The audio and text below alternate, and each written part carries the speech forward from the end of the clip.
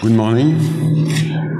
So, cryptography is always a difficult topic, but I would like to present a very hidden issue about backdoor, and will explain at the end why it is a very concerning topic, because more and more nation-states try to weaken cryptography and speak more and more of backdoors. And we will see one application of backdooring techniques in what I call weak key, strong key systems. So I propose this agenda. In fact, I'm going to present one more algorithm which contains a backdoor, which comes from original research, but based on the analysis of non-known case of backdoor in military equipment sold to different nation-states, and everything has been revealed in 1995, and now should be known. So, just for you to understand where I come from, I was former military cryptanalyst, so I saw a lot of different crypto machines, and most of them sold to government contain more or less backdoors. So I studied for many years the concept of backdoor. I'm still doing it, and I try to not to promote backdoors. You have not to mistaken, but just to warn that it is possible. So, let us first to explain the context. You must be aware of the fact that still nowadays, it is selling cryptography is very strictly controlled at the international level. So you have formerly ITAR, and now you have the Wassenaar Agreement. And you should read the Wassenaar Agreement, because in the list 4b, they say, if you are not allowed to sell symmetric cryptography whose key size exceeds 64 bits. 64 bits. So, read the Wassenaar Agreement. And the Wassenaar Agreement, in fact, refers to weapons and dual-use technology control. It means that cryptography and cryptographic algorithms are considered as weapons. So, how to control? First, you can consider implementation backdoors. And we have plenty of examples since the Snowden leaks, but slightly before. And now we know that most nation-states, USA of course, but China probably, and Russia as well, try to control cryptography in a way or another, and of course the environment, operating systems, protocols, the way to code, the cryptographic API, everything is interesting in order to enforce and to input implementation backdoors. The problem that if there are backdoors at the implementation level, the attackers can find them and of course exploit them. The most difficult level is underneath, and to consider mathematical backdoors, directly at the mathematical description or design of the algorithm. Once again, there are a lot of, a few examples. For example, you can refer to the Swiss company who was selling crypto machine for governmental needs to nearly 130 countries and world organization. Of course, Switzerland is a neutral country, cheese and chocolate, but in 1995 it has been revealed that most of these crypto machines were bugged by the NSA.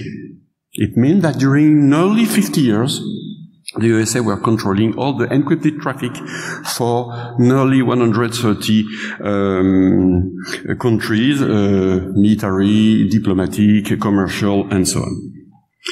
More recently, you have probably heard about the key generator sold by the RSA company, and Snowden has revealed that the NSA paid $10 million in order to weaken, to introduce backdoors in the protocol by choosing careful constant in the dual elliptic curve random number generator. So there are only very few open research in this area. It is clear from indirect information that NSA and the English from GCHQ are working on these topics, probably Russia, China, and many other countries, depending on their mathematical skills. So the big question, the key question is, can we trust foreign encryption algorithm? It should be a national issue. Most of the encryption algorithms we use are not selected or chosen by all countries. So, once again, my research is those to promote backdoors in encryption systems. It's quite the contrary. But you must be aware of the fact that detecting backdoors is quite impossible. You have doubly exponential complexity. So, I have chosen for many years a reverse approach just to prove that it is possible to embed one. And today, I will consider, of course, the case of stream ciphers. Stream ciphers. In fact, more and more we use AES, block ciphers, and so on, but stream ciphers did not disappear at all. In fact, they are still widely used in international communication, in telecommunication standards. For example, you have 3GPP, or you have the European system Tetra, which still use stream cipher. I'm convinced that with the rise of IoT, stream cipher will be more and more used for many, many reasons, among which I will present a few of them. In the field of military cryptology or governmental cryptology, contrary to what we may expect, in fact, they are still widely used because they offer better mathematical proof of security, both at the implementation level, but also at the operational management of the encryption system, and of course, industrial implementation. The main problem that most of the time they are embedded in silicium. They are proprietary and we don't know the design. One among the most recent example was the Crypto1 MyFair algorithm, which has been extracted by Carsten Knoll and Starbuck from the silicium. And it was weak. Once it has been revealed, the algorithm has proven to be weak. Stream ciphers are very interesting because if you consider the implementation in terms of logic gates, they are less expensive, easier to implement, and of course faster. So they didn't disappear at all. What about the previous work on backdoor? So there are only very, very few. The first part, in fact, you have general backdooring technique at a mathematical level, but all the proposed schemes have been broken or were too weak to be used on a practical basis. 2 years ago, for the first time, we have published AES-like algorithm with 128 bit of key, and the algorithm is fully public. Is fully compatible to all the cryptographic requirements in terms of security, but there is a algebraic and combinatorial backdoors, and we are able to break it in nearly 30 seconds with only 300 kilobytes of data. So, for block ciphers, we have proven that it was possible. Of course, we have chosen one technique among possible other ones, but it is possible. On stream cipher backdooring, since it was more related to the military world, there are not a lot of studies. Maybe the Crypto1 MyFair case is the only one I have in mind. What is important? When you buy a cryptographic algorithm, you try to input a lot of data and to evaluate the statistical properties. It is what the client can do. So, the first requirement that from a statistical point of view, you must be compliant with all the standards regarding cryptography. So, last year, I've published the first stream cipher. nearly, it was 128 bits of key, and you have here the different parameter you need to break it. But can we go further and design more sophisticated backdoors? So, what's the difference, the main difference between block ciphers and stream ciphers? It's very important to keep this in mind. Once again, from a mathematical point of view, and of course industrial point of view, stream ciphers are very simple. We have a large theoretical corpus about the different primitives, and as well as the industry implementation. Stream ciphers are used for nearly 70 years. For block ciphers, it's nearly 40 years, so there is a big difference. They have a poor combinatorial complexity. It means that the set of all the different possible internal states are far more limited than in block ciphers. So it's very difficult to hide backdoor, at least seemingly. So most of the design require the algorithm to be non-public. And contrary to block cipher, most of them are effectively non-public. If you consider block ciphers, they are more complex. The number of internal states is so huge that you cannot even describe them. So you have it is a combinatorial nightmare. So the question is, and we gave recently an answer, is it possible to write something that is impossible to analyze exhaustively? The answer is, of course, yes. And you can publish the algorithm without revealing the backdoor, you just to make sure that it won't be possible to extract it. So, after having presented the context, I would like first to describe the algorithm I have designed just to illustrate a special class, regarding the algorithm, but the way to attack it. So, it is a stronger variant of the algorithm published last year, so very classical design. You have 4 linear feedback shift register here, whose initial content is a secret key. You have a combining Boolean function, which is modified at the key setup by part of the secret key. It produces a random sequence, which is combined by XOR, a bitwise XOR, to the plain text. So once again, very classical design used in many systems. So the key is 128-bit. So it is a master key. You can, of course, add a session key if you want.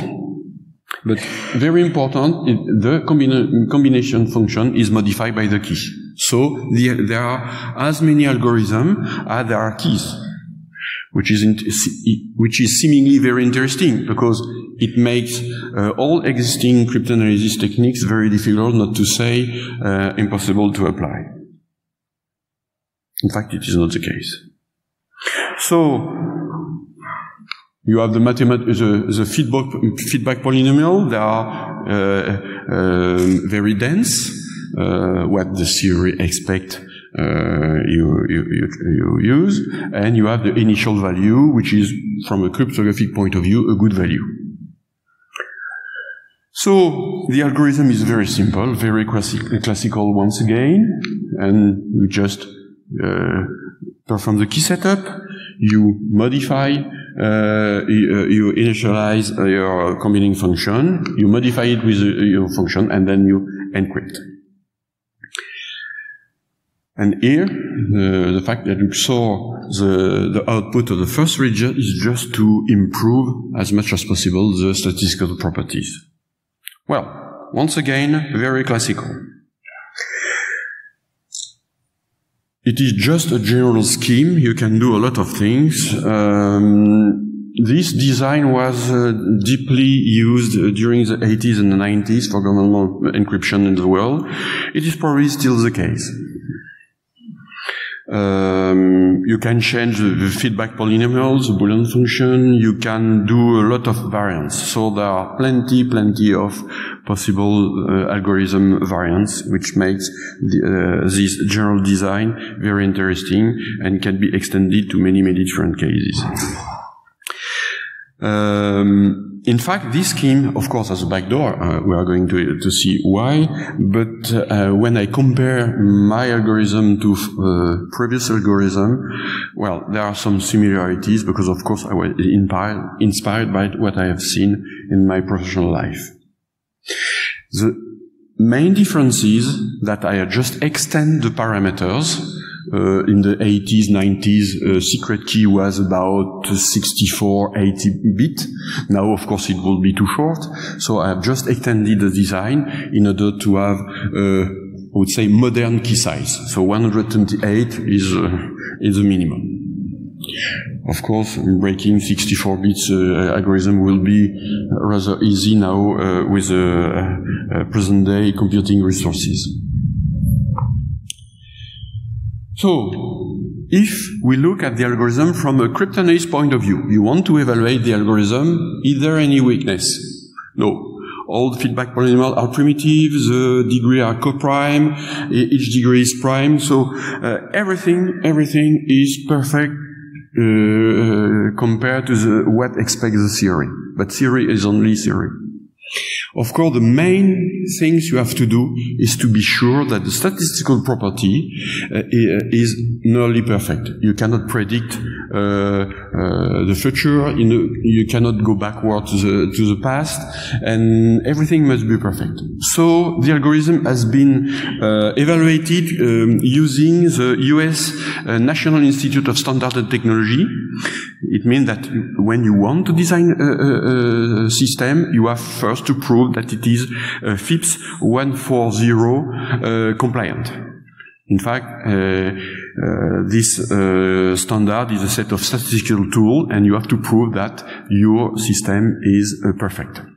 From this respect, my algorithm is totally perfect. Of course, there are other standards from the academic world or the industrial world. The two other standards are test UI and Die Harder. And with respect to all these three evaluation tools for the statistical properties, well, BSL2 is perfect.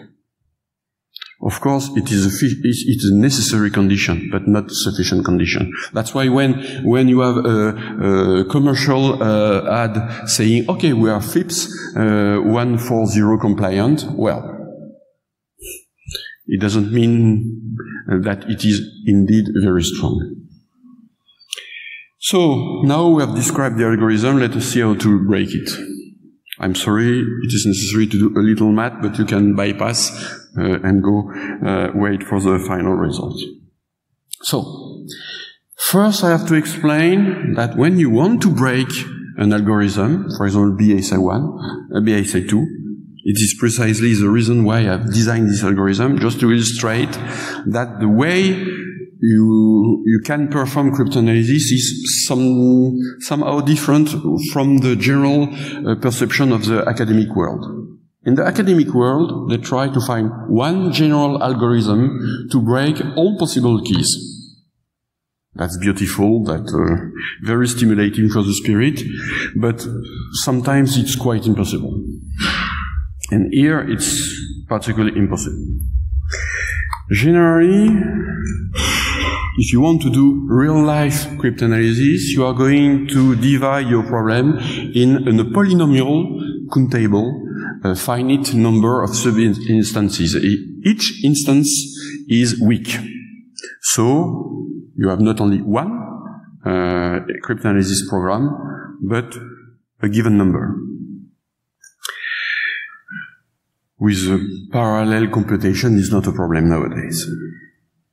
So in this case, we just consider the 256 possible values that modify the Boolean function as a particular instance. So we have to run 256 programs in parallel.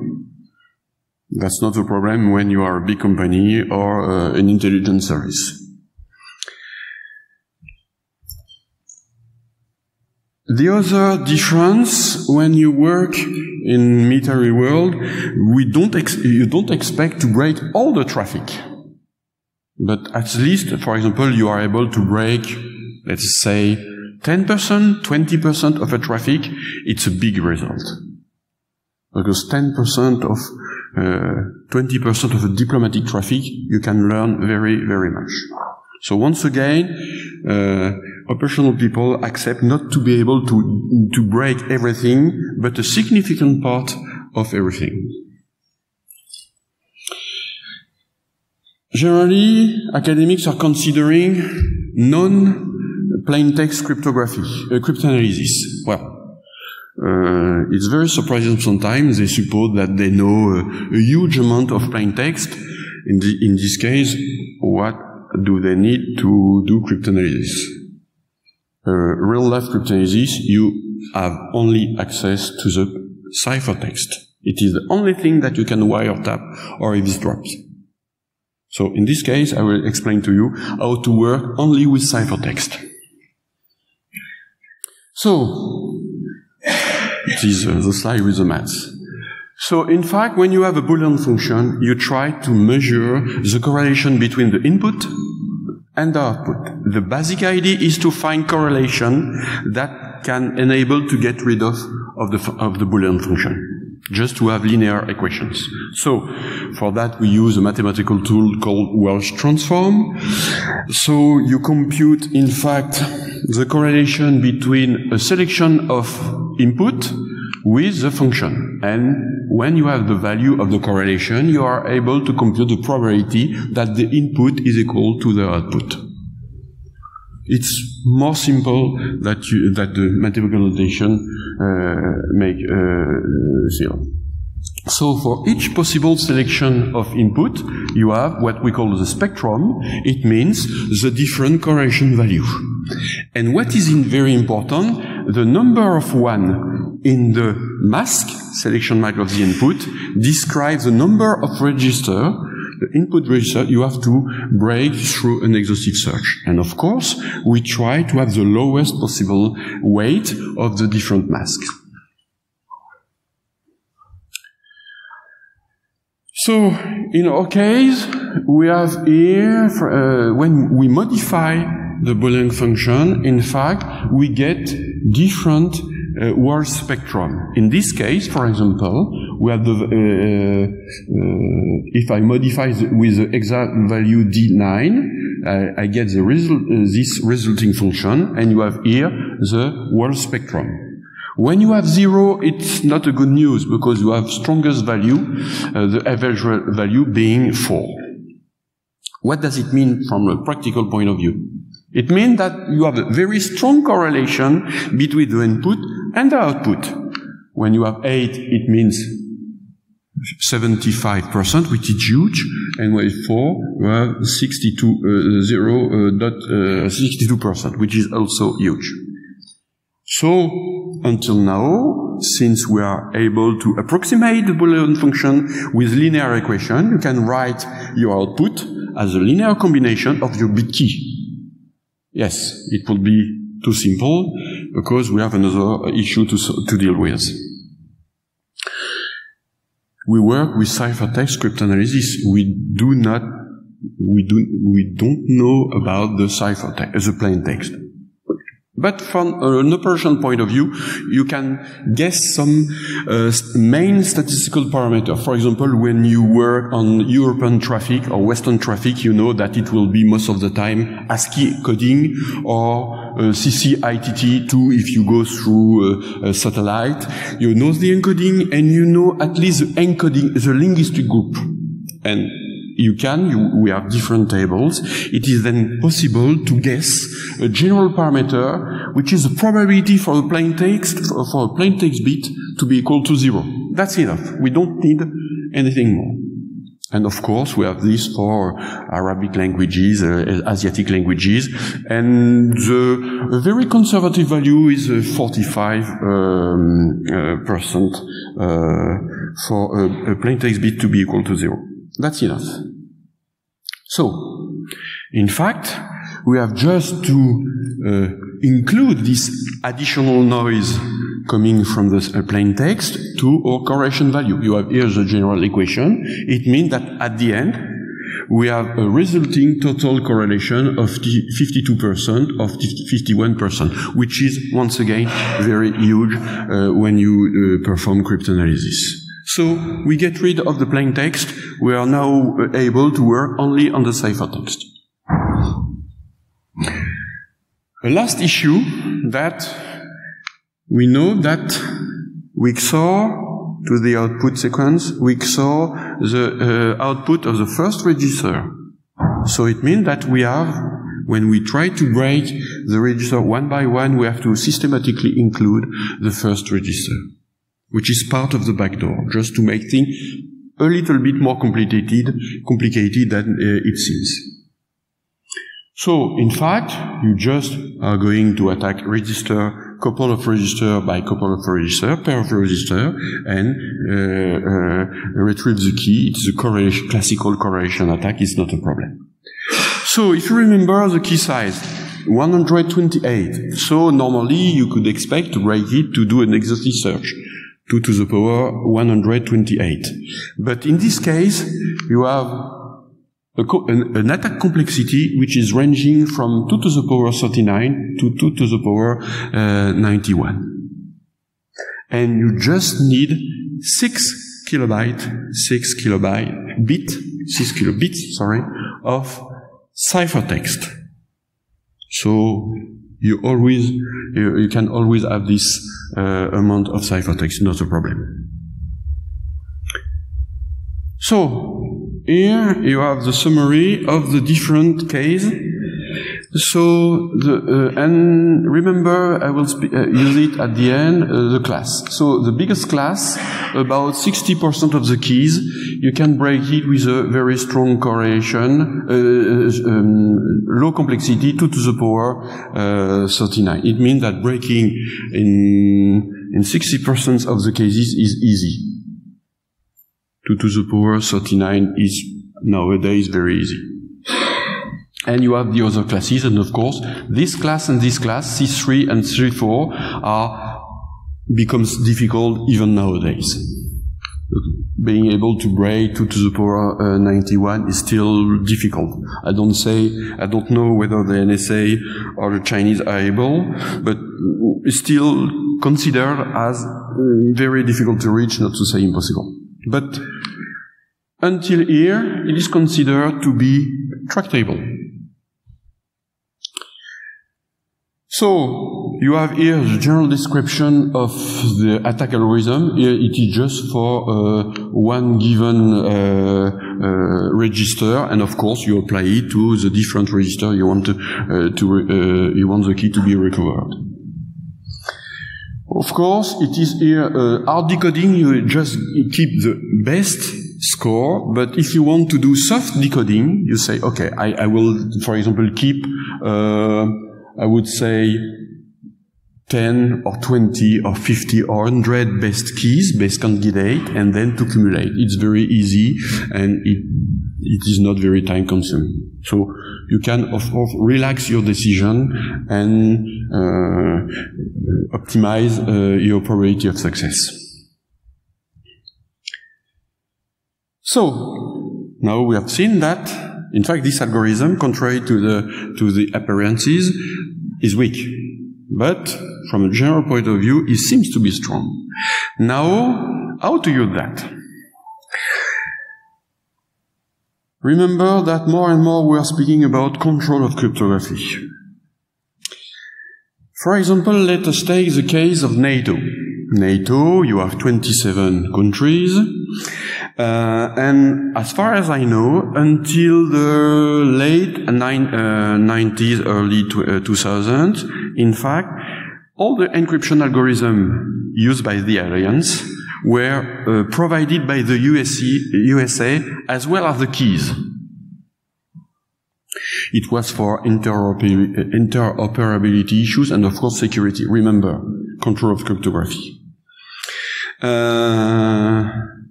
Until late 90s, the different countries of the Alliance had no access to the encryption algorithm description. The problem is, okay, you provide a very strong algorithm for your military needs, but one country, let us say Portugal or France, decide maybe to use this algorithm in a less controlled way. Because in fact, when you give crypto, you give a weapon. Remember the Wassenaar Agreement. So, how to manage this? How to make sure that even if you don't play the rules, that you will be still able to control. It is what I call the strong key, weak keys crypto systems. In fact, depending on the class of the key you are, the algorithm will be more or less strong. Just imagine in a more general context, for example, ISP provider, I don't know, whatever you want, that a client decide not to follow the rules and to use the provided algorithm in a different way that, for example, the general condition of use is specifying. You want to respect the rules. So, the basic idea behind this kind of algorithm is to say, okay, he's going to use the client is going to use his own keys, but with a high probability, the keys will weaken the algorithm. So I will be able to break the algorithm nonetheless. In the case of BSL2, in fact, you see that 60% of the keys will fall in the C0 class. It means that you will be able to break 60% of the traffic with a complexity around 2 to the power 39. And if you want to provide strong security when the client plays the game and respects the rules, in fact, keys are provided by from the C4 class, the most difficult class to break. Of course, you have a lot of possible scenarios to imagine. It is just a general scheme, just to make you aware of this kind of subtleties. So, how to conclude? In fact, and all the news I am going to show you comes from the 10 last days.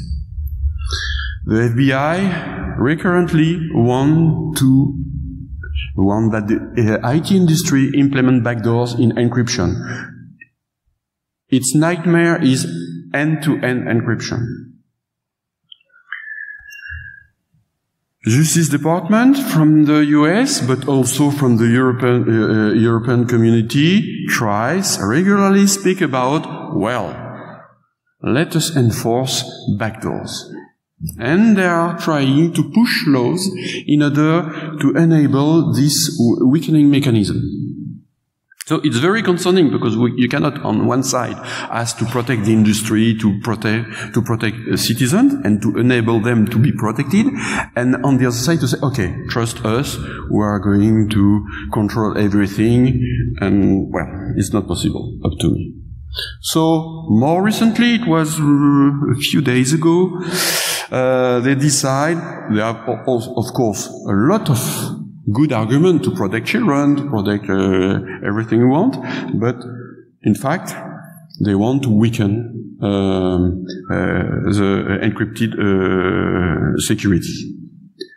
And of course, you have either key escrowing, so you are able to use your crypto, but you have to give me your key. For example, Microsoft Azure, you can encrypt, but you have to provide to accept key escrowing, or the other solution is backdoor.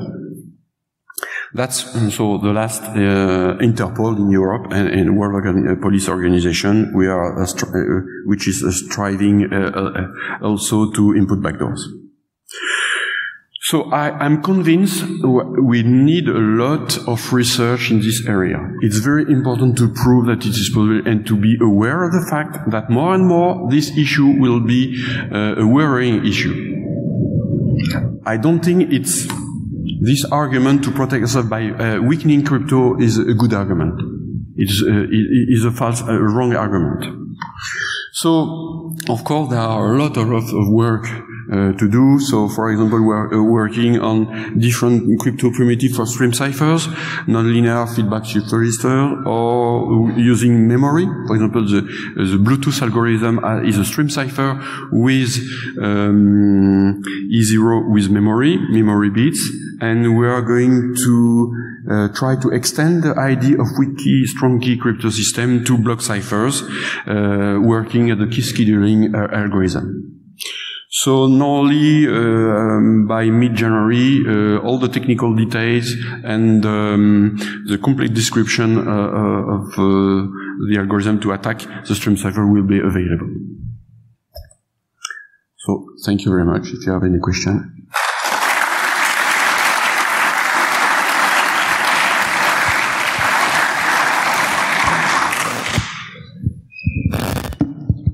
Yes. Wait a second.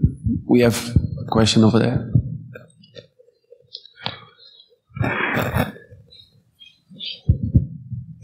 Thank you for your talk. Quick question that you mentioned about how not using closed source cryptography and how open source cryptography is better and some advantages. But I'm remembering, so I want to ask you about France. Is France nowadays more defending that posture and be against key regulation or key scheduling? Bad one, like, because in practice, like, sharing your key schedules is not a good idea. Because, you know, in the 90s, France would forbid strong SSL and so on. And so, as your opinion, because you know the context, has been a shift in that mentality, or is that still that mentality of, oh, we load the key, we load the cipher, we don't think about it anymore? No, you're right. The position of France was always, well, strange. First, just to remember, until 2004, the cryptography was limited to 64-bit. Not to say, I think, even 40. Which was, of course, totally stupid. I'm from France, but I was military at that time. I say, no, it's totally stupid. It's not possible. But even in France, and former Interior Minister Bernard Cazeneuve, with Thomas de Maizière in Germany, tried as well to say we have to break, to input backdoors. It is totally stupid, because bad guys, the baddest guy are not using cryptography. If you see how the Italian mafia is working, they don't use smartphone and so on. So, breaking cryptography, weakening cryptography is not a solution. There is a strong need for citizens, for industry, to protect their traffic. Now I'm convinced that we must have fully open cryptography. But it is a necessary condition. It comes from the 19th law from Kharkov that say we must know the algorithm. The security must not rely on the secret of the algorithm, only on the secret of the key. But the aim of this research is to say, okay, it's a necessary condition, not a sufficient one. But you're right. I'm very worrying and concerned about France is a country who wrote the right of the human rights. So I think we have a moral responsibility to defend strong cryptography. But it's true that in Europe and in France, the very easy solution for police forces is, okay, we are not very strong, so we will make sure that the citizens will be weak. Well, it's a very strange position. But you're right. And we have to be very careful, very cautious, and to monitor the monitor. Any more questions?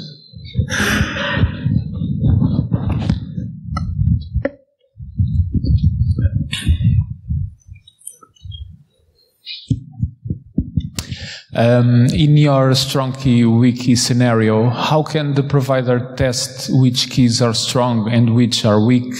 And how can't like in your example, the countries that were using that crypto do the same thing to tell apart which keys are weak and which ones are strong? In fact, when you design your crypto, if you intend to design such a scheme, in fact, you will of course make the prior analysis in order to be able to identify and select the key. in this scenario, we suppose, for example, NATO, so the United States, but the provider will have this hidden knowledge. Of course, it is everything is prepared and defined, specified during the algorithm design and test. I believe over there. Hello, thanks for your talk. I have a question regarding, for example, SSH keys. In the beginning, you talk about elliptic curves. So my question is regarding that. So when we are creating a key pair for SSH, for example, what's your advice? Should we use elliptic curve keys or RSA keys? What's your opinion on that? So a strong debate. In fact, all algorithms are good. In the case of the dual ECC RBG, which is a random generator based on elliptic curves, the problem was not elliptic curves. It was the choice of some constant, some particular value. When those values have been chosen as a standard, remember, it was the ISO and NIST standard.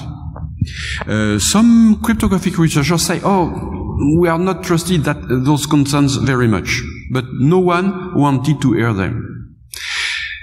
In 2014, if I remember, Snowden say, okay, the NSA paid $10 million in order to make sure that the weak constant will be chosen. So once again, it is not, RSA is probably weak if you consider quantum computers, but from a mathematical point of view, with good parameters, or elliptic curve cryptography, they are very good algorithms. But what is important to evaluate the different parameters?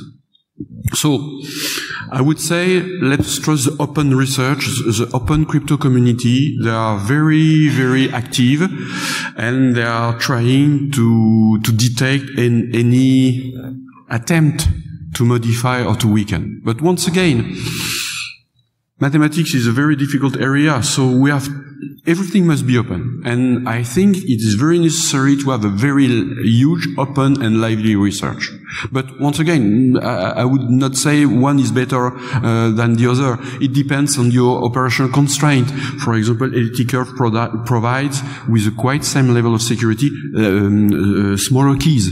So for implementation or traffic purpose, it's better than RSA, where you have very long keys. Okay, thanks. Any more questions? No? Thank you, Eric, for your talk. We will proceed in 15 minutes.